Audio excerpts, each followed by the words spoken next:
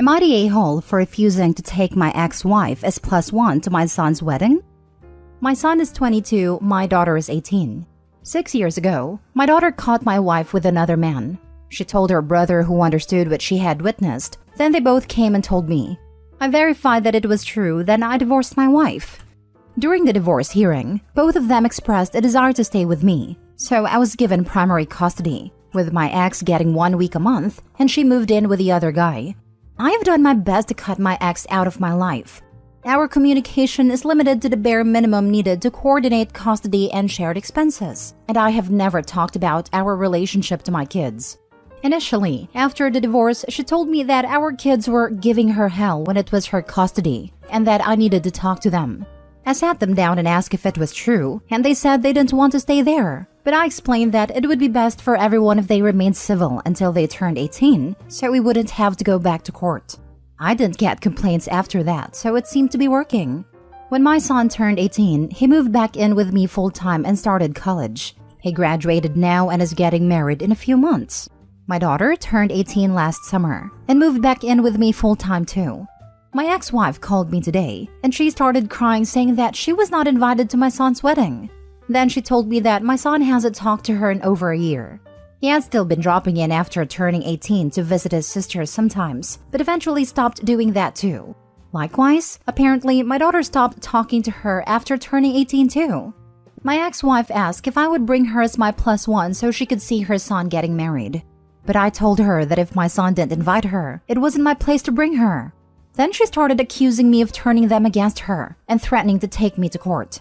I just told her that there was no more custody agreement to take to court since both of them are above 18, and hung up. I sat down with both of them later and asked them if they had cut contact with their mother, and they both admitted it. I explained to them that they did not need to do that for my sake, and I still recognize she's their mother. But they both said they had talked about it a lot and their plan was always to hold out until they were 18. But they had no desire to be around her or the other guy because she had destroyed our family. I told them that they're adults, and if that's their decision, I won't pressure them to change it. I was telling my sister what happened, and to my surprise, she said my son wasn't being fair, and I should make him invite his mother to the wedding. Am I the a-hole for refusing the attempt? Now for the top comments. Not the a-hole. She had 6 years to figure out how to at least repair enough damage that her kids wouldn't go no contact the moment they were able. Sounds like the opposite happened. Not the a-hole. Your son should consider hiring security to ensure she doesn't crash the wedding or even come as your sister's +1. Not the a-hole, but your sister is. I don't know what is with people pushing family members to reconcile simply because they are blood related, but it's something that needs to stop. People are allowed to choose who they want in their lives, and just because someone helped create you doesn't mean you have to choose them. You should forgive family when they do something inconvenient or annoying. You can forgive family for doing something mildly stupid or embarrassing and they're sorry. But a-holes, especially unrepentant ones, do not get a free pass just because you're related. Not the a-hole. It seemed like you did your best to encourage them to have some contact with their mother. But they are adults now and can decide whether they want to or not, and they clearly decided. Next story. Am I the a-hole for insisting on meeting in public for custody exchanges? I, 31 male, am divorced from my ex, 33 female, for several years now. 50-50 custody of my 2 children, 13 male and 9 female, though it's defaulted to me having them 80% of the time since the divorce. The past few years have been littered with false CPS reports and them coming to my house talking to my children, just for a few weeks to go by and everything is closed and we move on, just for it to happen again. Then, we moved a few months ago. I disclosed my address to the court, and all parties involved except my ex. Since we moved, the CPS visits have stopped completely, but I keep in touch with a caseworker who's helped me with finding my son help with his mental health. Everything has been kosher for months. We've been using the school schedule for custody exchanges as it makes things easier. Then, I recently found out from my niece, ex's bio family, that my ex weaponized CPS to make my life hell. So now with the holiday, MLK landing on an exchange day, my ex is demanding to drop them off at my house. I've told her we can meet at a police department and do a secure exchange. There's marked parking spots with surveillance cameras and everything, and she is refusing, saying that I'm hiding things and she just needs to know. Am I the a-hole for insisting on all meetings and interaction be through monitored channels? Not the a-hole, and that is a very smart thing to do. Make sure you let the caseworker know that CPS calls coincidentally ended when the ex didn't know where you were. When you meet at a police department, make sure you don't go straight home. She or one of her friends may be following you to see where you live. I wish you the best. We're going grocery shopping first and maybe a pack of magic cards for my son. I considered I may be followed already, but I really do appreciate the forethought. If the kids have cell phones, check the location permissions in apps like Find My iPhone or any social media with location sharing. Location services are only on for Google services, which is connected to my account so I can find their devices. Had an incident where we had to find his phone by a friend's house last year, and since then I've been meticulous. Not the a-hole. Your ex has proven her egregious use of CPS, that she cannot be trusted. She's not looking out for your children. She's looking for ways to hurt you. Since this in turn hurts your children, continue to protect both of them and yourself. Keep meeting in public and keep your address private as long as possible. If there's any way to file charges against her or to get her to face consequences for her actions, please do so. Your ex is not only hurting you, but also children who genuinely need the intervention of CPS whose time and resources your ex continues to misuse. Unfortunately, misusing resources with CPS isn't chargeable because it's not emergency services. This is pretty much verbatim what the police department told me, but I'm pretty sure the officer just didn't want to get involved. Not the a-hole. I would normally say exes should know where one another lives, but this is no ordinary case. Keep meeting in public. When she complains, ask her what she is hiding. I actually just texted her this, and she responded with whatever. So I'm 99% sure this is a game to her. Next story. Am I the a-hole for refusing to let my brother be part of the family business? First, some important info. I, 44 male, have a younger brother, 41 male, and we are the only children. Also, we are not from the US or any Western country. My father passed away almost 10 years ago. Since our mother was also dead, we divided his estate equally. His estate was a farm of 12 hectares, 30 acres. Back then, it had a house, a barn, a pond, wheat fields, and olive fields. We were both working office jobs in the city and did not want to be farmers. But after my dad died, my wife convinced me to quit, buy out my brother, and start a business with her, as she had degrees in business and hospitality, while I was working in accounting. And that's what I did. I bought out my brother at market price. After that, my wife and I transformed the farm, got government subsidies to make our farm more sustainable, transformed the area by the pond into a garden and romantic strolling route and a fishing spot.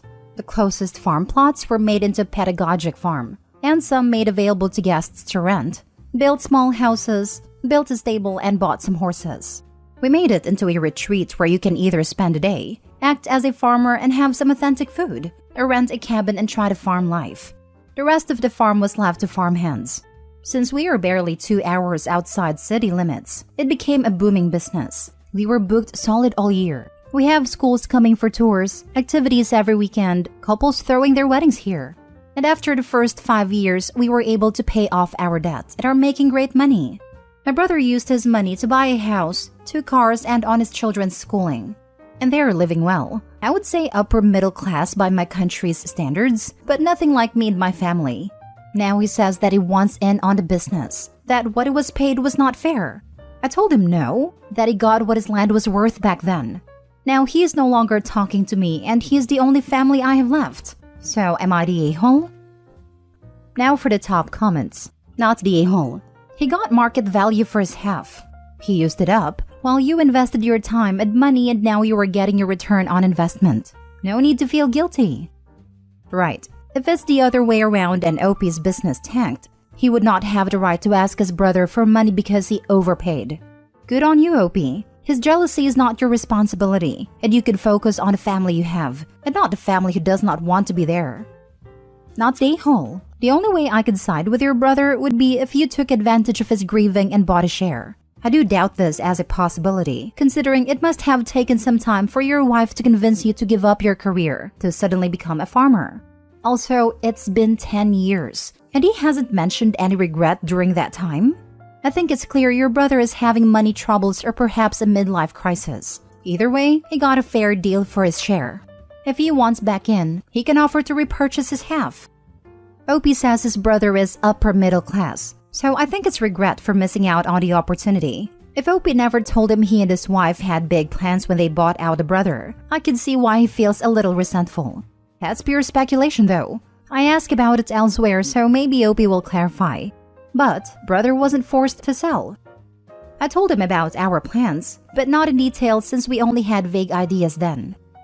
Not day whole. If he had invested his half of the money into literally anything else, would he share the fruits of that investment with you? I don't think so. You had all the work transforming the place and you had all the risk of it not working too. Also, it definitely sounds like you invested some of your own money too to make all that possible. He wants all the fruits of the labor without doing any of the labor. I get that you don't want to lose him, so maybe there is a calm way to talk about all of this? With a mediator present or something like that. He needs to understand that you invested the money and succeeded. But I mean, you could have failed too. And if you did, would he just give you money from his half? Last story. Am I the a-hole? Active duty sister-in-law is mad her brother and I are having another baby. Background. My sister-in-law is a divorced single mother to a 2-year-old and is on active duty. She used to have friends that she would regularly leave her child with instead of us, because she also needed someone to feed and watch her 3 dogs, 4 indoor cats, and 3 to 4 outdoor cats. We watched the animals and a friend watched the kid. On multiple occasions, when this friend would fall through on childcare, she would call us the day off, and we would rearrange our lives, fight traffic, and get her kid because we wanted to help. When she has long underways, we made it clear we cannot watch her kid because my husband is also active duty and our work. I cannot drop my own kid off at school and drive 45 minutes to an hour across town to the military base and fight traffic to drop hers off and then get to work on time. Her child goes to the military base daycare facility, while my child goes to a public school 10 to 15 minutes from my house in the opposite direction of the base.